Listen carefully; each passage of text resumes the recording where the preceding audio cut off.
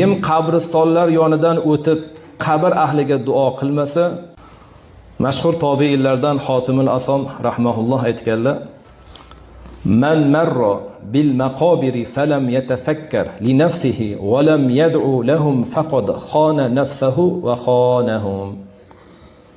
Kim qabristonlar yonidan o'tib o'zi uchun ibrat olmasa va qabr ahliga duo qilmasa, u o'z nafsiga ham mu'minlarga ham xiyonat qilgan bo'ladi deb Ihyo Ulumuddin kitoblarida mana shu so'z keltirilgan. Shuning uchun qabristonlarda kulish, taomlanish qaytariladi. Qabristonlar siz bilan bizlarga oxiratni eslatadigan joy. U joyda ovqat yeydigan joy qolmaslik kerak.